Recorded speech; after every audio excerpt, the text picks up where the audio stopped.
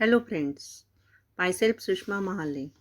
Today we are going to learn chapter number 13 Organism and Population part 3. In first and second we already studied some points. In part second we studied population, sex ratio, age distribution, population growth and growth models. Up to growth model, we already cover all these points in part second. Now we studied next point, population interaction in part third.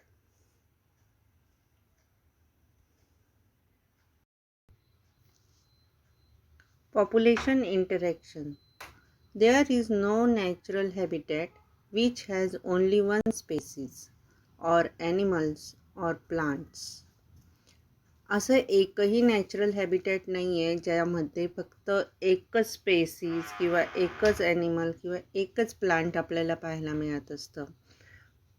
For any species the minimal requirement is another species as food. त्या हॅबिटॅटमध्ये राहणारे जितके काही species किंवा animals plants असतात ते as a food म्हणून एकमेकांसोबत राहण्याचा प्रयत्न करत असतात. त्यांना ग्रोथ होण्यासाठी, त्यांना त्यांचे लाईफ सायकल प्रॉपर चालवण्यासाठी एकमेकांची मदतीची गरज असते. आणि पॉप्युलेशन इंटरॅक्शन, पॉप्युलेशन म्हणजे काय तर त्यांची संख्या जी असते, बर्थ रेट, एकतर ते जर त्यांचं हॅबिटेट चांगल्या प्रकारे रिसोर्सने मेंटेन असेल तर तिथले ऑर्गॅनिझम्स हे त्यांचं पॉप्युलेशन त्या प्लेसवर त्या हॅबिटॅटमध्ये वाढवत असतं. हे आपण मागच्याच पार्टमध्ये शिकलो. त्याचप्रमाणे इंटरॅक्शन म्हणजे काय? इंटर प्लस ॲक्शन म्हणजे काय? एकमेकांच्या मध्ये होणारी जी ॲक्शन असते त्याला आपण इंटरॅक्शन असे म्हणतो. म्हणजेच दोन स्पेसीज ज्यावेळी एकत्र येत असतील त्यावेळी त्या दोघांच्या मदतीने ते त्यांचं लाईफ सायकल सर्वाईव्ह करण्याचा प्रयत्न करत असतील, असा यातून आपण अर्थ काढू शकतो. म्हणून पॉप्युलेशन इंटरॅक्शन ज्यावेळी स्पेसीज ग्रुपने राहतात आणि एकमेकांच्या मदतीने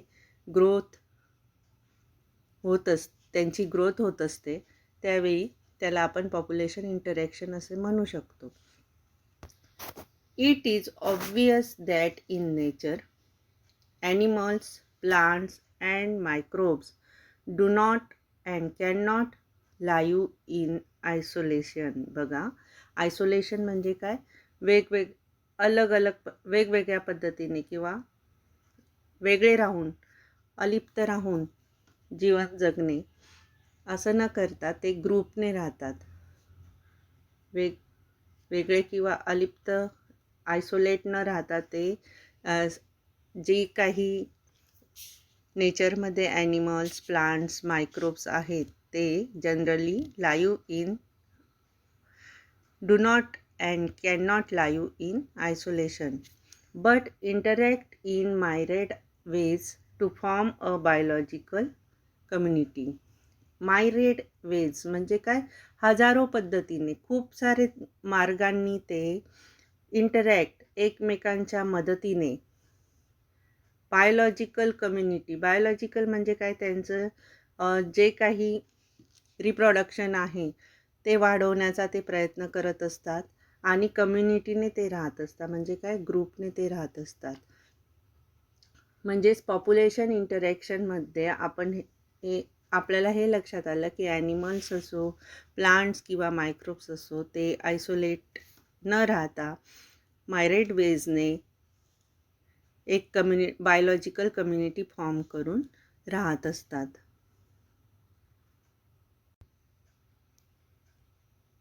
there will be interactions maybe intraspecific और इंटरस्पेसिफिक. म्हणजे असं पॉप्युलेशन इंटरॅक्शन जे आहे ते दोन प्रकारचं आहे, इंट्रास्पेसिफिक आणि इंटरस्पेसिफिक. स्पेसिफिक म्हणजे काय, तर existing between organism of same population.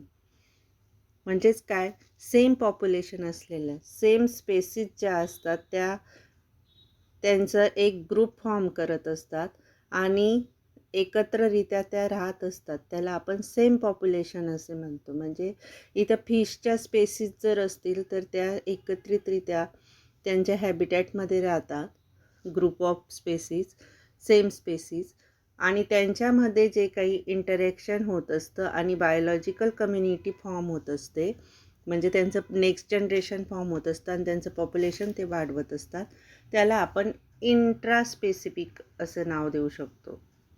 Intraspecific म्हणजे काय, तर existing between organism of same population. तर इंट्रा म्हणजे काय, सेम पॉप्युलेशन असलेल्या स्पेसीजमध्ये जर इंटरॅक्शन होत असेल तर त्याला आपण इंट्रास्पेसिफिक इंटरॅक्शन असे म्हणतो. पुढचं आहे इंटरस्पेसिफिक इंटरॅक्शन. इंटरस्पेसिफिक इंटरॅक्शन म्हणजे काय, तर between members of different species. बघा, इंट्रास्पेसीजमध्ये सेम स्पेसीज ज्या होत्या त्यांच्यामध्ये इंटरॅक्शन होत होतं आणि इंटरस्पेसीजमध्ये ही स्पेसीज वेगळी आहे आणि ही स्पेसीज वेगळी आहे. या दोन स्पेसीजमध्ये ज्यावेळी इंटरॅक्शन होतं आणि न्यू स्पेसीज फॉर्म होते आणि पुढचं जनरेशन तयार होत जातं, बायोलॉजिकल कम्युनिटी तयार होत जाते, त्याला आपण काय म्हणणार, इंटरस्पेसिफिक. म्हणजे दोन वेगवेगळ्या डिफरंट स्पेसीज असतात त्यांच्यामध्ये होणारं इंटरॅक्शन म्हणजे इंटरस्पेसिफिक इंटरॅक्शन.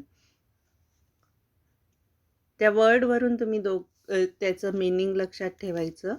इंट्रा म्हणजे सेम स्पेसीज असलेल्या कम्युनिटीमध्ये, सेम स्पेसीजमध्ये इंटरॅक्शन होतं, आणि इंटरस्पेसिफिक म्हणजे डिफरंट स्पेसीजमध्ये होणारे interaction. The interspecific interactions occur between minimum 2 organism. दोन ऑर्गॅनिझममध्ये, ते कमीत कमी 2 ऑर्गॅनिझममध्ये इंटरस्पेसिफिक इंटरॅक्शन होतं. एका स्पेसीजमध्ये तर होऊ शकत नाही, कारण सेम स्पेसीज तर यामध्ये नसते, वेगवेगळ्या स्पेसीज असतात, म्हणून त्या वेगवेगळ्या स्पेसीज कमीत कमी 2 असणं गरजेचं असतं इंटरस्पेसिफिकमध्ये. मग त्या ऑर्गॅनिझम आणि प्लांट पण असू शकतात. एकतर ही ऑर्गॅनिझमची स्पेसीज असेल, ही प्लांटची स्पेसीज असेल आणि त्यापासून इंटरॅक्शन होत असेल, किंवा मग ॲनिमल पण असू शकतात. म्हणजेच ती स्पेसीज, ह्या ज्या 2 स्पेसीज आहेत, तर ह्या दोघं, ही एक ॲनिमलची स्पेसीज असेल आणि ही एक ॲनिमलची स्पेसीज असेल आणि त्या दोघांमध्ये इंटरॅक्शन होऊ शकते. एकतर प्लांटमध्ये पण होऊ शकते किंवा प्लांट ॲनिमलमध्ये सुद्धा होऊ शकते.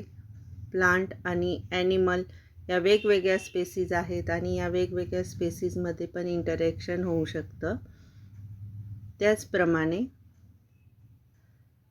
ॲनिमलमध्ये पण होऊ शकतं आणि प्लांट आणि ॲनिमलमध्ये सुद्धा हे इंटरॅक्शन होऊ शकतं. The interaction may be classified as 4 types. आणि त्याच्यावरूनच ते 4 प्रकारात इंटरॅक्शन क्लासिफाय केलं गेलेलं आहे. फर्स्ट आहे न्यूट्रॅलिझम. सेकंड निगेटिव्ह इंटरॅक्शन जे आहे त्यामध्ये हार्मफुल पॉप्युलेशन फॉर्म होत असतं. पॉझिटिव्ह इंटरॅक्शनमध्ये बेनिफिशियल पॉप्युलेशन होतं, म्हणजे काहीतरी फायदा होत असतो, ते पॉप्युलेशनची ग्रोथ होत असते. आणि निगेटिव्हमध्ये पॉप्युलेशनची ग्रोथ न होता त्यामध्ये हानी होते, हार्मफुल म्हणजे काय, ते पॉप्युलेशन डिक्रीज होतं. आणि बोथ म्हणजे पॉझिटिव्ह आणि निगेटिव्ह इंटरॅक्शन. चौथं इंटरॅक्शन आहे पॉझिटिव्ह आणि निगेटिव्ह एकत्रितरित्या interaction. First neutralism, second negative interaction, third positive interaction and fourth both positive and negative interactions. यामध्ये न्यूट्रलिझममध्ये न्यूट्रल राहतं. न्यूट्रल म्हणजे काय? स्थिर राहते कंडिशन. दुसऱ्या निगेटिव्ह इंटरॅक्शनमध्ये पॉप्युलेशन हे हार्मफुल होतं, म्हणजे तिथं पॉप्युलेशन डिक्रीज होत असतं. आणि पॉझिटिव्ह इंटरॅक्शनमध्ये बेनिफिशियल म्हणजे काय? फायद्याचं काहीतरी तिथं फायदा होत असतो, याचा अर्थ पॉप्युलेशनची ग्रोथ चांगल्या प्रकारे होत असते. आणि चौथं टाईप आहे both positive and negative interactions.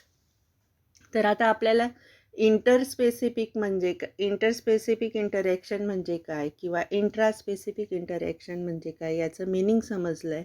त्यावरून आपण डेफिनेशन तयार करू शकतो. जसं interspecific interaction means interaction between members of different species. त्याचप्रमाणे इंटरॅक्शन म्हणजे नेमकं काय याचा अर्थ समजल्यानंतर त्याचे टाईप्स किती आहेत, तर त्याचे इंटरस्पेसिफिक इंटरॅक्शन हे 4 टाईप्समध्ये क्लासिफाय झालेले आहेत. फर्स्ट टाईप आहे न्यूट्रलिझम, सेकंड आहे निगेटिव्ह, थर्ड आहे पॉझिटिव्ह आणि फोर्थ आहे निगेटिव्ह अँड पॉझिटिव्ह इंटरॅक्शन. अशा प्रकारे हा पॉईंट आपण लक्षात ठेवायचा आहे. नेक्स्ट पॉईंट आहे म्युच्युअलिझम. म्युच्युअलिझम काय? म्युच्युअल म्हणजे एकत्रितरित्या आणि म्युच्युअलिझम म्हणजे एकत्रितरित्या किंवा अंडरस्टँडिंगने एकमेकांना समजून घेऊन आपण म्युच्युअल म्हणजे काय? एक मैत्री, असे अनेक अर्थ आपण याच्यातून काढू आपल्याला माहीत आहेत. म्युच्युअलिझम म्हणजे तर याचा अर्थच काय? तर मैत्री किंवा एकत्रितरित्या राहणे. आणि मैत्री किंवा एकत्रितरित्या जर आपण राहत असू तर त्यामध्ये आपला नेहमी फायदाच होत असतो. एकमेकांना आपण हेल्प करत असतो. त्याचप्रकारे म्युच्युअलिझम म्हणजे काय हे बघू. This interaction is obligatory and interdependent. Independent नाही. इंडिपेंडंट म्हणजे काय? स्वतःचं स्वतः सगळ्या गोष्टी करणे, त्याला आपण इंडिपेंडंट म्हणतो. यामध्ये वर्ड आला आहे इंटरडिपेंडंट. म्हणजे हे असं इंटरॅक्शन आहे ज्यामध्ये ऑब्लिगेटरी आणि स्पेसीज या ज्या 2 स्पेसीज असतात या एकमेकांवर इंटरडिपेंडंट असतात किंवा ऑब्लिगेटरी असतात.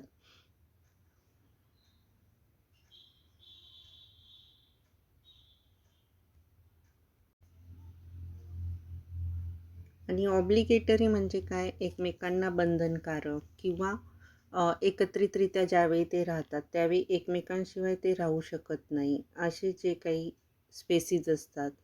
म्हणजेच काय? एक स्पेसीज जर एखाद्या हॅबिटॅटमध्ये असेल, त्याचबरोबर दुसरी स्पेसीजही तिथे लाईव्ह करत असेल, राहत असेल, तर ते एकमेकांना त्रास न देता एकमेकांशी अगदी चांगल्या म्युच्युअल अंडरस्टँडिंगने एकमेकांना मदत करून ते त्यांचं लाईफ सायकल चालवत असतात. त्यांचं त्या ठिकाणी जे बायोलॉजिकल प्रोसेस असते त्यांची जगण्यासाठी, सर्वाईव्ह होण्यासाठी त्यांना जे काही रिसोर्स हवे असतात ते एकमेकांकडून घेण्याचा प्रयत्न करतात किंवा एकमेकांना मदत करतात. आणि ते त्यांना बंधनकारक असतं असं नाही. म्हणजे बंधन हे 2 प्रकारचं असतं, की खूपच असं निगेटिव्ह पद्धतीने की जे एकमेकांना सोडून जाऊ शकत नाही, अशा प्रकारचं बंधन न मानता या ठिकाणी ऑब्लिगेटरी म्हणजे काय म्हणणार आहोत आपण, तर ते एकमेकांशी मैत्रीपूर्ण बंधनकारक लाईफ जगत असतात. त्याला म्हणतात mutualism. This interaction is obligatory and interdependent. म्युच्युअलिझमचं डेफिनेशन काय सांगता येईल? This interaction is obligatory and interdependent. It benefits both the species. बघा, एकत्रितरित्या राहत आहेत, एकमेकांना मदत करताय म्हणजे निश्चितच बेनिफिट होतं आहे. आणि बेनिफिट फक्त एका स्पेसीजला होत नाही तर दोघं स्पेसीजला त्याचा बेनिफिट होतो आहे. It benefits both species. त्याचं एक्झाम्पल आपल्याला दिलं आहे lichen. Lichen represent and intimate mutualistic relationship between a fungus and photosynthetic algae. आता फोटोसिंथेटिक अल्गी यामध्ये सांगितलेलं आहे. म्हणजेच काय तर एकाच हॅबिटॅटमध्ये लायकेन पण राहत आहे, फंगस पण फंजाय पण राहत आहे आणि अल्गी पण राहते. आणि ते तिघंही स्पेसीज ज्या आहेत त्या एकमेकांना इंटरॅक्ट करत आहे. पण त्या इंटरॅक्ट ज्या करता आहेत त्या म्युच्युअलिझमने इंटरॅक्ट करताय. म्हणजे काय, एकमेकांना ते मदतच करताय. त्यावेळी ही जी अल्गी आहे ती ग्रीन कलरमध्ये असते, जी स्वतःचं अन्न स्वतः तयार करू शकत असते. त्याला काय म्हणतात? Photosynthetic algae. आणि ती अल्गी ज्यावेळी स्वतःचं अन्न स्वतः तयार करते तर त्या रिसोर्सपासून या उरलेल्या 2 स्पेसीजलाही बेनिफिट होत असतं. आणि lichen represent and intimate mutualistic relationship between a fungus and photosynthetic algae. म्हणजे लायकेनवर जे काही फंगस आणि अल्गी राहत असतात, या 2 स्पेसीज ज्या राहत असतात त्या एकमेकांशी म्युच्युअलिझमने मैत्रीपूर्ण संबंध ठेवून ते त्यांचं जीवन जगत असतात. हे एक बेस्ट एक्झाम्पल आहे म्युच्युअलिझम इंटरॅक्शनचं.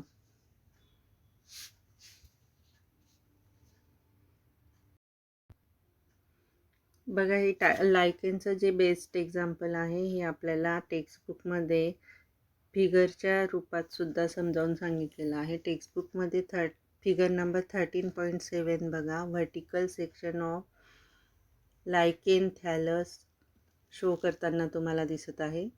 आणि लायकेन थॅलस का म्हटलं आहे तर हे मायक्रोस्कोपिक स्ट्रक्चर आहे जे आपल्याला नेकेड आईजने दिसत नाही. मायक्रोस्कोप खालीच आपल्याला ते पाहावं लागतं. ज्यामध्ये लायकेनवर फंगस आणि अल्गी हे एकत्रितरित्या राहताना तुम्हाला दिसतंय. आणि हे एकत्रितरित्या जे राहत आहे म्हणजे काय, म्युच्युअलिझमने ते राहत आहेत. अल्गी आणि फंगस ह्या वेगवेगळ्या 2 स्पेसीज आहेत, पण त्या एकमेकांसोबत चांगल्या प्रकारे इथे राहताना आपल्याला दिसत आहेत. याचाच अर्थ काय तर अल्गी ही फोटोसिंथेटिक आहे. फोटोसिंथेटिक असल्यामुळे ते सनरेजपासून, सनलाईटपासून स्वतःचं फूड स्वतः बनवतं. It prepare its own food. आणि फूड रिसोर्स अल्गीला मिळाल्यानंतर त्यापासून त्याचं बेनिफिट कोणाला होतं तर फंगसला. अशा प्रकारे लायकेनवर या ज्या 2 स्पेसीज राहत आहेत त्या अगदी म्युच्युअल अंडरस्टँडिंगने एकमेकांचा बेनिफिट करून त्या आपल्याला राहताना दिसत आहेत. म्हणून हे बेस्ट म्युच्युअलिझम इंटरॅक्शनचं बेस्ट एक्झाम्पल मानलं जातं. पुढचा पॉईंट आहे कॉम्पिटिशन. कॉम्पिटिशन म्हणजेच काय तर स्पर्धा. आपल्यामध्ये वेगवेगळ्या प्रकारच्या स्पर्धा असतात. म्हणजे कोणी म्हणतं की आम्ही अभ्यासात पहिले येणार, कोणी फूडसाठी स्पर्धा करतं की नाही आम्हाला पहिले मिळायला पाहिजे फूड. अशा प्रकारच्या ज्या स्पर्धा असतात त्याला आपण कॉम्पिटिशन असे म्हणतो. तर कॉम्पिटिशन म्हणजे नेमकं काय, मग कॉम्पिटिशन इंटरॅक्शन्स म्हणजे काय तर competition is the type of interaction. बघा, इंटरॅक्शनचाच टाईप आहे हा. Where both the species are at a loss. जिथं दोघं स्पेसीज ज्या असतात त्यांचा लॉस होत असतो. आणि कुठलीही स्पर्धा म्हटली की त्यामध्ये जर आपण कुठल्याही स्पर्धेमध्ये जर पॉझिटिव्हली ती स्पर्धा कॉम्पिटिशन न घेता आपण निगेटिव्हली घेतली, म्हणजे जास्त आपलाच फायदा व्हायला हवा असं जर आपण पाहिलं, तर त्यामध्ये ज्या काही 2 स्पेसीसचं कॉम्पिटिशन होणार असते, त्या दोघंही स्पेसीसचं हे काय होत असतं, लॉस होत असतो. Totally unrelated species may compete for the same resource. Same रिसोर्ससाठी ते कॉम्पीट करत असतात, स्पर्धा करत असतात. Competition is best defined as a process in which the fitness of, बघा कॉम्पिटिशनची डेफिनेशन एक्सप्लेन केलेली आहे. Competition is a process of fitness of one species is significantly lower in the presence of another species. म्हणजे जर 2 species कॉम्पिटिशनला असल्या, तर त्या दोघांमध्ये ज्याची फिटनेस चांगल्या प्रकारे असेल, जो फिट असेल सर्वाईव्ह करायला पण आणि कॉम्पिटिशन करायला पण, जो फिट असेल तोच ती कॉम्पिटिशन जिंकू शकतो. आणि दोघं फिट असतील तर दोघांचा तिथं लॉस होतो. म्हणजे काय, ते एकमेकांशी कॉम्पीट करत करत तिथं एकतर ते मरतात किंवा मग त्यांच्यामध्ये काहीतरी लॉस होत जातो. पण जर त्या दोघांमध्ये एक वीकर असेल, म्हणजे एक वीक असेल आणि एक फिट असेल, तर त्यामध्ये कोण जिंकतं, तर जो फिट असेल त्या कॉम्पिटिशनमध्ये त्या फिट असलेल्या स्पेसीसचंच बेनिफिट होत असतं आणि वीक स्पेसीस तिथं लॉस होत असतात. Gause competitive exclusive principle. बघा असं काही आलं वेगळ्या प्रकारचं, तर त्याकडे केअरफुली लक्ष देत जा. एकतर तुम्ही डेफिनेशन्स प्रॉपर लर्न करा आणि लर्न करून ते समजून घेतल्यानंतर त्या सगळ्या प्रकारच्या ज्या डेफिनेशन्स आहेत त्या तुम्हाला आत्ता आणि पुढे कामास येणारे हे तुम्ही लक्षात ठेवा. तसंच या प्रकारचे जे प्रिन्सिपल्स तुम्हाला दिले जातात, ते प्रिन्सिपल्स नंतर शिकवले जात नाही, म्हणून ते ज्यावेळी शिकवले जातात त्यावेळेसच केअरफुली लक्ष द्या.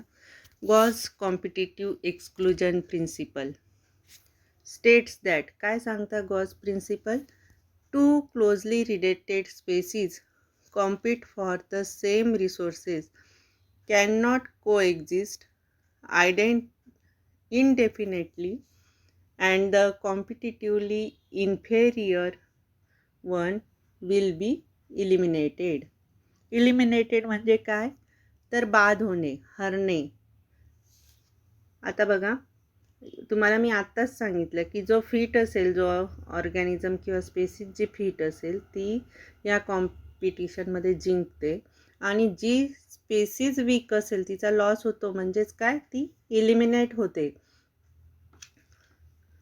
मग याच्यात गॉज कॉम्पिटिटिव्ह एक्सक्लुजन प्रिन्सिपलमध्ये काय सांगितलेलं आहे, तर टू क्लोजली रिलेटेड स्पेसीज, ज्या स्पेसीज जवळ राहतात, सर्वाईव्ह होण्यासाठी ते एकमेकांच्या जवळ राहतात आणि जगण्याचा प्रयत्न करत असतात, पण ते competing for the same resources, पण त्या एकावेळी एकाच रिसोर्ससाठी जर कॉम्पिटिशन करत असतील, can not coexist indefinitely, and the competitively inferior one म्हणजे काय, जर जो इन्फेरियर असेल, जो फिट असेल, फिट नसेल, इन्फेरियर वन म्हणजे जो वीक असेल, तो विल बी इलिमिनेटेड. म्हणजे जो वीक असेल, इन्फेरियर असेल, तो आपोआपच त्या कॉम्पिटिशनमधून इलिमिनेट होतो, असं या प्रिन्सिपलमध्ये सांगितलं आहे. म्हणून तुम्ही गॉज कॉम्पिटिटिव्ह एक्सक्लुजन प्रिन्सिपल हे जसंच्या तसं, म्हणून ज्याप्रमाणे तुम्ही डेफिनेशन जशीच्या तशा लिहितात आणि लक्षात ठेवतात, त्याचप्रमाणे हे प्रिन्सिपलही तुम्ही लक्षात ठेवायचं आहे. Gause competitive exclusion principle. states that two closely related species competing for the same resources cannot coexist indefinitely, and the competitively inferior one will be eliminated. पुढचा पॉईंट आहे रिसोर्स पार्टनिंग पार्टिशनिंग म्हणजे पार्टिशन म्हणजे काय, तर भाग पाडणे. एकाच गोष्टीचं दोन भाग ज्यावेळी आपण करतो त्याला आपण काय म्हणतो, पार्ट पाडणे. दोन वेगवेगळे पार्ट आपण तयार करत असतो. तसंच रिसोर्स पार्टिशनिंग म्हणजे काय, जर काही रिसोर्स त्या स्पेसीसला मिळत असेल त्याच्यामध्ये पार्ट पाडणे. तर हा पॉईंट आपल्याला आता बघायचा आहे, रिसोर्स पार्टिशनिंग. रिसोर्स पार्टिशनिंग म्हणजे काय, if two species compete for the same resource, दोन स्पेसीस जेव्हा सेम रिसोर्ससाठी कॉम्पीट करत असतात, they could avoid competition by choosing different times for feeding. ते एकाच रिसोर्ससाठी कॉम्पिटिशन करतात. आता ह्या दोन स्पेसीज आहेत आणि यांना हा एकच सोर्स एका वेळी हवा आहे आणि त्यांची कॉम्पिटिशन आहे. पण ते त्यावेळी काय करतात, दे कुड अवॉइड कॉम्पिटिशन. ते कॉम्पिटिशन अवॉइड करतात. अवॉइड करणे म्हणजे काय, टाळतात. तर ते कॉम्पिटिशन करायचं टाळतात आणि त्यामध्ये ते choose different times for feeding. ते फीडसाठी म्हणजे जेवणासाठी, त्यांच्या फूडसाठीच ते कॉम्पिटिशन करत असतात. मग त्यांचं फूड मिळवण्यासाठी ते वेगवेगळा टाईम चूज करतात. म्हणजे काय, एक स्पेसीज हा वेगळा टाईम चूज करते आणि दुसरा स्पेसीज हा वेगळा टाईम चूज करते. म्हणजेच एकच रिसोर्स असतं, पण पहिल्यांदा ही स्पेसीज येऊन ते फूड घेणार आणि त्यानंतर दुसरी स्पेसीज येईल आणि ही स्पेसीज तिथून गेल्यानंतर ही दुसरी स्पेसीज येऊन ते फूड घेणार. म्हणजेच काय होतं, नॅचरली त्या दोघांमध्ये कॉम्पिटिशन होत नाही.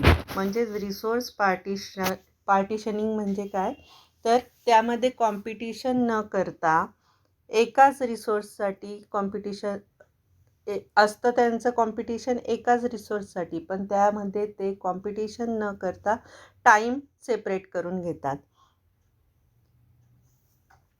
म्हणजेच कॉम्पिटिशन अवॉइड करतात. आता ह्या पिक्चरमध्ये बघा, लायन आहे, त्यांनी लिओपार्डला मारलेलं आहे. ते आता लिओपार्डला खाणार आणि ते खाऊन त्यांचं जेवढं पोट भरेल तेवढं ते खाल्ल्यानंतर जे काही उरलेलं मटेरियल राहील लिओपार्डचं, त्यावेळी तिथं फॉक्ससारखे जे इतर ॲनिमल्स असतील जे त्या फूडवर डिपेंड आहेत ते येणार आणि तेही ते उरलेलं फूड खाणार. पण ते ज्यावेळी हा लायन चालला जाईल त्या प्लेसपासून दूर, त्यावेळेसच ते तिथं येणार आणि मग त्यानंतर त्यांचं फूड ते खाणार. असं का, तर जर लायन असताना जर फॉक्सही त्या ठिकाणी हजर झाला तर त्या दोघांमध्येच कॉम्पिटिशन होईल आणि जो वीक आहे, आत्ताच आपण गूज प्रिन्सिपल पाहिलं की जो वीक आहे, जो इन्फेरियर आहे, तो एलिमिनेट होणार, म्हणजे तोही तिथं मरण पावेल. म्हणून ते टाईम डिवाईड करतात आणि पहिले जो काही फिट आहे ऑर्गॅनिझम किंवा स्पेसीज जी फिट आहे ती पहिले ते फूड खाणार आणि त्यानंतर विकर स्पेसीज ते फूड खायला तिथे येणार. अशा प्रकारे त्यांच्यामध्ये कॉम्पिटिशन होणार नाही आणि ते फूड दोघांना मिळेल. याला म्हणतात resource partitioning. If two species compete for the same resource, they could avoid competition by choosing different times for feeding. पुढचा पॉईंट आहे पॅरासिटिझम. पॅरासिटिझम म्हणजे काय, तर पॅरासाईट किंवा आपण दुसऱ्यांवर जे डिपेंड राहतो त्याला आपण म्हणतो parasitism. Parasitism has evolved in so many taxonomic groups, from plants so many higher vertebrates. म्हणजेच काय, पॅरासिटिझम हे खूप साऱ्या ज्या टॅक्झॉनॉमिक ग्रुप्स आहेत त्यांच्यामध्ये होत असतं. म्हणजे एक स्पेसीज ही दुसऱ्या स्पेसीजवर डिपेंड राहत असते. From plants so many higher vertebrates. Many parasites have evolved to be host specific. बरेचसे पॅरासाईट हे त्यांचं होस्ट हे स्पेसिफिक होस्ट असतं. म्हणजे एकाच होस्टवर बरेचसे पॅरासाईट्स हे डिपेंड असतात. त्यांचे 2 टाईप्स त्याच्यावरून तयार होत असतात. बघा, एक आहे इक्टोपॅरासाईट आणि दुसरा आहे एंडोपॅरासाईट. म्हणजे ते एकाच होस्टवर एकतर एक्टो म्हणजे काय, इक्टो या वर्डपासून आपल्याला लक्षात येईल एक्सटर्नल साईड. एक्टो म्हणजे काय, एक्सटर्नल साईड. आणि एंडो म्हणजे आतली बाजू. म्हणजे आतमध्ये राहून ते त्यांचं जीवन सर्वाईव्ह करत असतात किंवा त्यांना मेन जो होस्ट असतो त्या होस्टवर डिपेंड राहण्यासाठी ते त्या होस्टच्या आतमध्ये जाऊन त्यांचं लाईफ जगत असतात. त्याला म्हणतात एंडो पॅरासाईट. आणि जे एक्सटर्नल साईडला राहतात म्हणजे त्या होस्टच्या बॉडीवर बाहेरच्या बाजूला जे काही पॅरासाईट राहतात त्याला म्हटलं जातं एक्टोपॅरासाईट.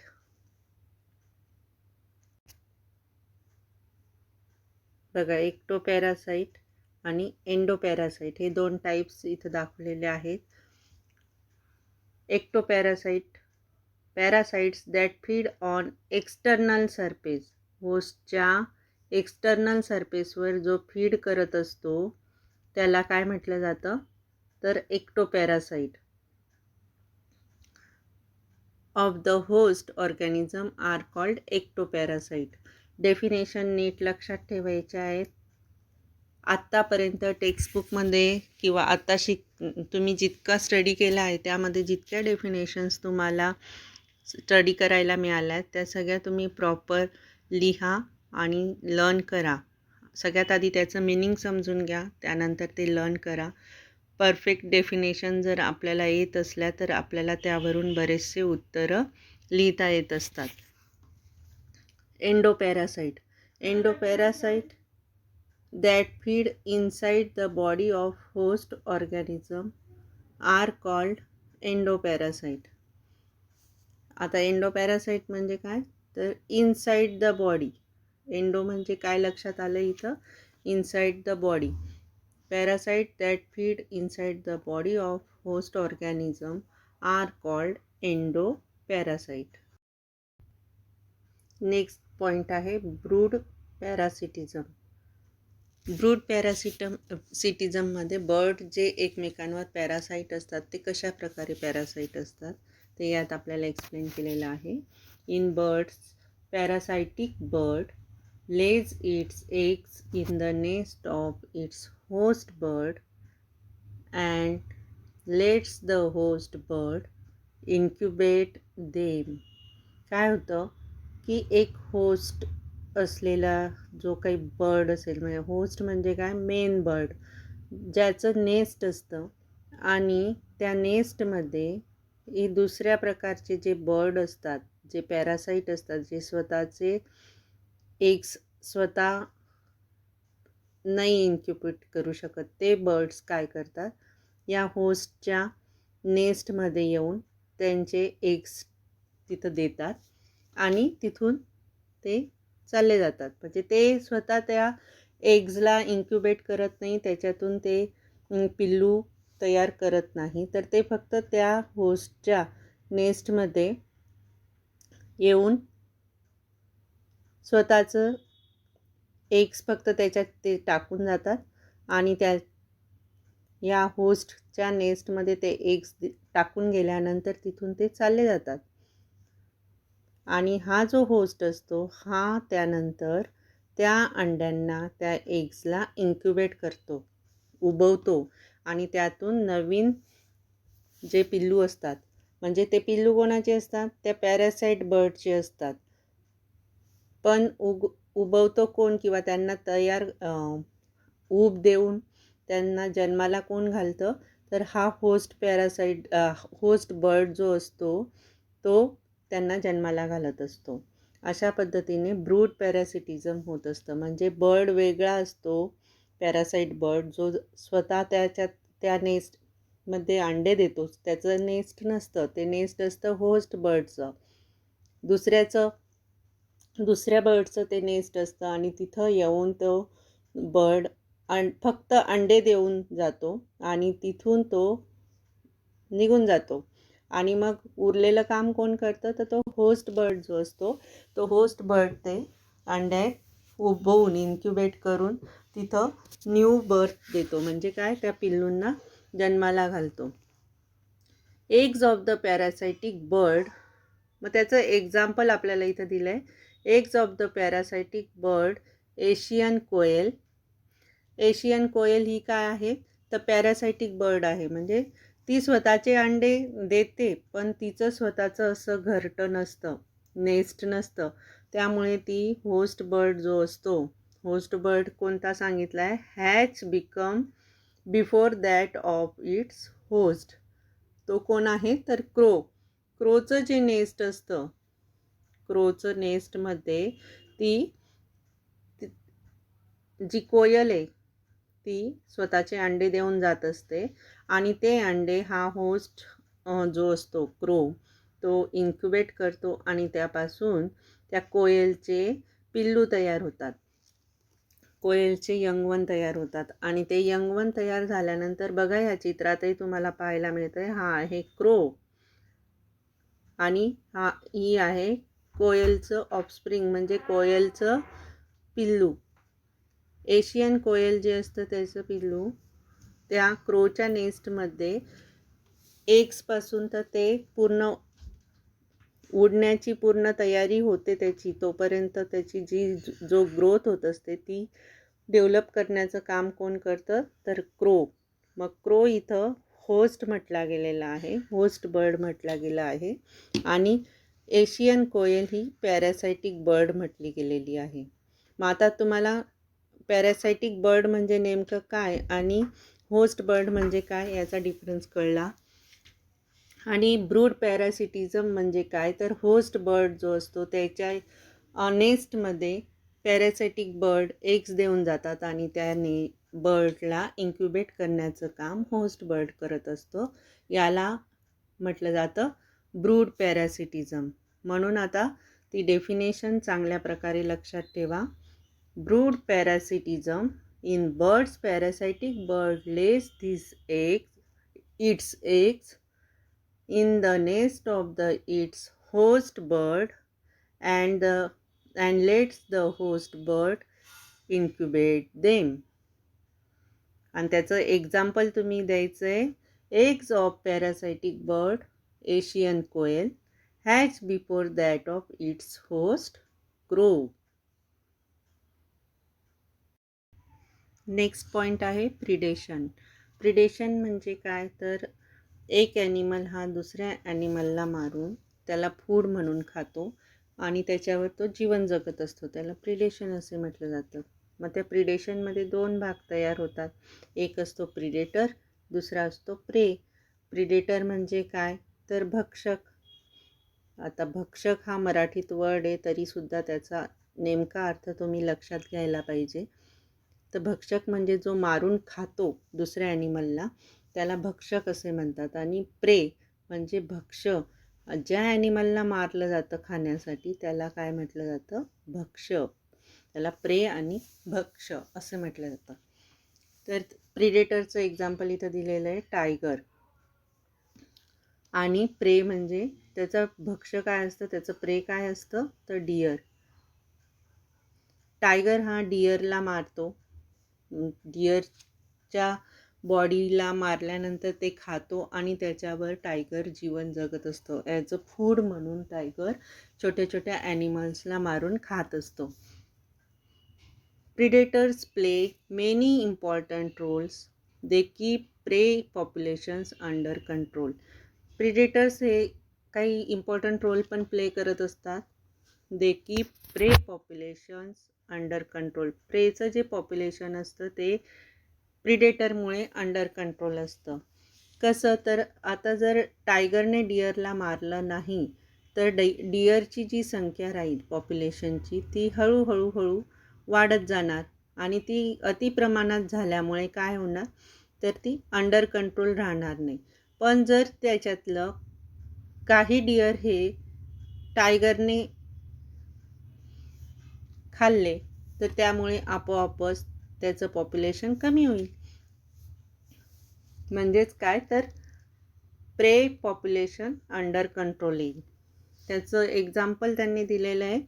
In absence of frog locus increase density and destroy large tracts of agricultural lands.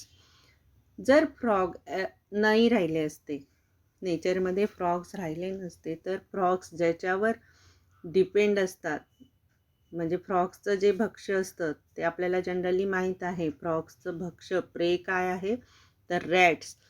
आणि हे रॅट्स जर अति प्रमाणात वाढले तर ते काय करतील तर ते ॲग्रिकल्चरल लँडमध्ये त्यांचं पॉप्युलेशन वाढेल आणि जे काही फूड, जे काही अन्न तयार होतं ॲग्रिकल्चरमध्ये, जे क्रॉप्स तयार होतात ते डिस्ट्रॉय करतात.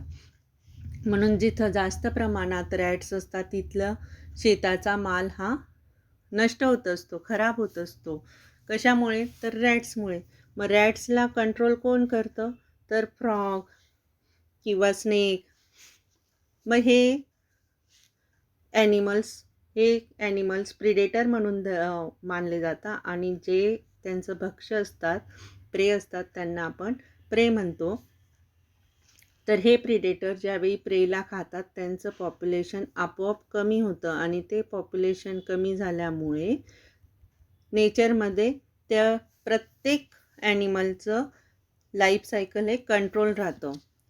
आणि म्हणजेच प्रिडेटर हा मेन इम्पॉर्टंट रोल करत असतो नेचरमध्ये, तो म्हणजे प्रेचं पॉप्युलेशन अंडर कंट्रोल ठेवत असतो.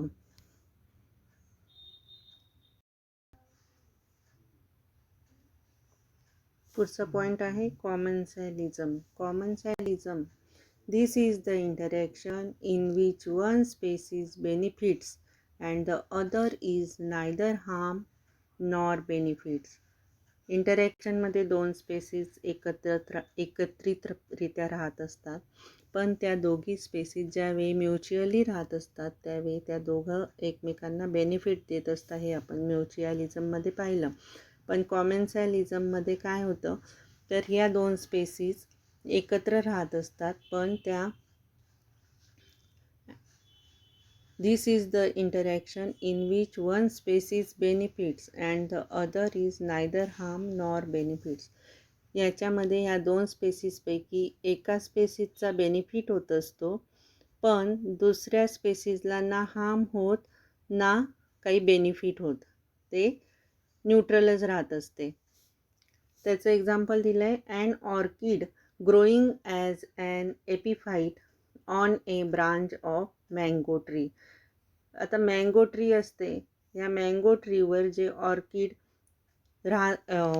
वाढत असतं, त्या ऑर्किड वाढल्यामुळे काय होतं ते ऑर्किड हे त्या मँगो ट्रीपासून त्याचा रिसोर्स घेत असतं. ते त्याचं जगण्याची लाईफ सायकल चांगल्या प्रकारे ते जगत असतं ऑर्किड. पण मँगो ट्रीला त्याचा काहीही फरक पडत नसतो. मँगो ट्रीला ना त्याच्यापासून काही बेनिफिट होत ना काही हार्म होत. म्हणजेच काय तर कॉमन्सॅलिझममध्ये जे काही ट्री असते, जे काही ऑर्गॅनिझम्स असतात त्याच्यात एका ऑर्गॅनिझमला बेनिफिट होत असतो आणि दुसरा ऑर्गॅनिझम हा स्टेबल राहत असतो, त्याला त्याच्यापासून काही फायदा किंवा तोटा होत नसतो. त्याचं एक्झाम्पल दिलं आहे मँगो ट्री. जे मँगो ट्रीवर जे ऑर्किड त्याच्या बॉडीवर स्टेमवर राहत असतं, जगत असतं, त्या ऑर्किडचा फक्त त्यामध्ये बेनिफिट होत असतो. मँगो ट्रीचा त्याच्यात काहीही बेनिफिट नसतो किंवा त्याला त्याच्यापासून काही त्रासही नसतो. Neither harm nor benefit.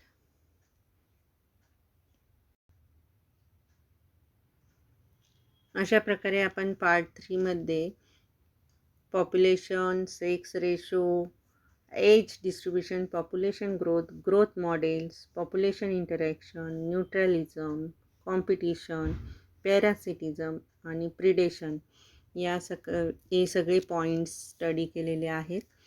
हे सगळे पॉईंट्सच्या नोट्स मी तुम्हाला देणार आहे. त्या नोट्स तुम्ही तुमच्या नोटबुकमध्ये लिहा. त्याचबरोबर त्याची एक्सरसाइज पण दिली जाईल. ती पण तुम्ही तुमच्या नोटबुकमध्ये लिहा आणि हा लेसन आता आपण इथंच संपवत आहोत. तर तुम्ही त्या नोट्स आणि एक्सरसाइज चांगल्या प्रकारे स्टडी करा.